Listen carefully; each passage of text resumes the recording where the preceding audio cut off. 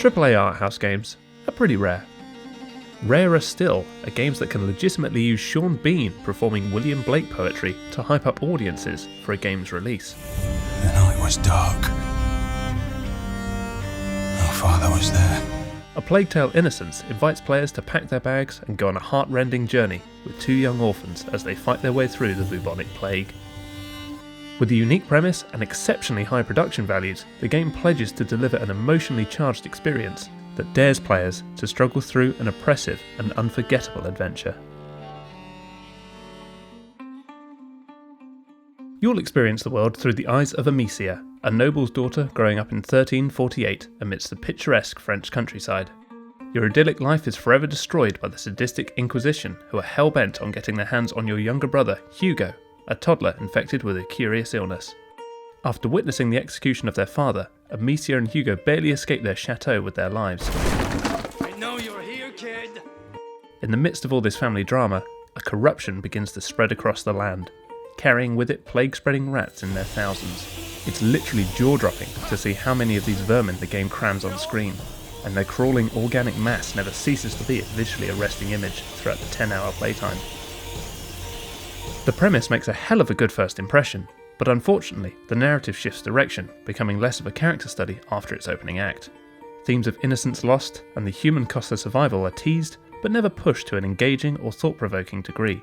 Other orphans eventually join the ragtag team, but they needlessly draw attention away from the brother-sister relationship, and an uninspiring save-the-world tangent later materialises, which ultimately undermines the simplicity of the game's story. Despite these shortcomings, the core relationship between the two siblings shines brightly, and the game's best moments occur early on when the two leads are side by side, quietly absorbing how their lives have changed forever. They're still looking for me. The world is rapidly becoming a dangerous place for the siblings, and when you're not running from the rats, you'll be hunted like them. Stealth is your best bet to sneak by the Inquisition's men. If you can't take advantage of a guard's patrol route, dinging rocks against conveniently placed bits of metal is an easy way to cause a distraction. Combat is viable, but outside of boss fights it's rarely encouraged. Amicia is armed with a sling capable of killing helmetless guards, but its slow rate of fire and noisy nature means that unless you're engaging a single foe, it's likely to get you in more trouble than you initially bargained for.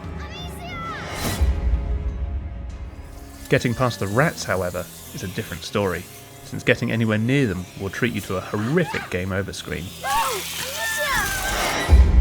Their weakness, light and fire, waving torches and lighting pyres allows you to construct a rat-free path during these puzzle-like scenarios. Feeding them works too, even if their meal is a hapless soldier. As a budding alchemist, Amicia will learn how to craft a multitude of throwable items. Some let you light fires to fend off rats, others, like a particularly nasty acid bomb, force soldiers to rip off their helmets, leaving their temples exposed to a well-placed headshot. While fun to use, the linear nature of the game overly contextualises the use of these items, so they'll only be effective when the opportunity is explicitly presented. Come on. Sneaking by humans and weaving through rats are two steady loops the gameplay cycles between, but things stay engaging thanks to a steady diet of new environments to survive through, some of which are truly inspired. One of the best chapters puts you in the aftermath of a bloody battle, corpses funneling you through the muddy battlefield moments before the rats arrive to feast on the dead. Oh no! You'll always feel compelled to push through creative areas like this just so you can see what's around the next corner. Since you'll be doing a lot of sneaking around, you're going to spend a lot of time with your nose pressed up against walls and shrubs. Thankfully, the stunning visuals consistently offer something new for your eyes to marvel at. The journey starts off exhibiting warm palettes and soft lighting akin to French Renaissance art, with the colours becoming increasingly mute as the grim reality of the world sets in. Everywhere you look, the world is brimming with details. Forest floors are littered with autumn leaves that crunch underfoot, and blood-stained skeletons plaster the walls of fetid rat nests. Though the world is full of dangers, it's also undeniably beautiful.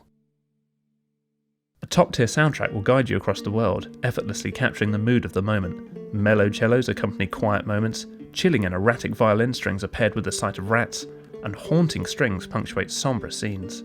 It's a good thing the soundtrack does most of the emotional heavy lifting, because the facial animations let down the otherwise beautiful presentation. While voice performances are good across the board, glazed over eyes and stiff movements often fail to sell the emotions behind some of these scenes. Hey, stop! We need you! The tempo of cutscenes is also strangely speedy at times, seldom giving emotional scenes the time to breathe or sink in. This, more than anything, subtly highlights the recurring issue that plagues the whole game. It never quite knows how far to push the emotional side of things, often backing off before it can truly make an impact. You'd be forgiven for thinking that this will be Grave of the Fireflies the video game, because heaven knows that the marketing and setup does everything in its power to convince you that this will be a harrowing game experience. While I commend the developers for using a genuinely unique setting to tell their story, the game ultimately lacks the confidence to take advantage of its premise to really challenge the player or its own characters on an emotional or moral level. The game is at its absolute best in the opening acts when the emphasis is purely about Amicia protecting Hugo. There's something primal and beautiful about the image of a sister pushing through a sea of rats with a barely lit torch in one hand, her brother's trembling hand in the other. These are the breathtaking moments that the game absolutely nails. While it never reaches heartbreaking heights, Amicia and Hugo's journey is fraught with enough compassion and humanity to compel you to see their quest through to the end.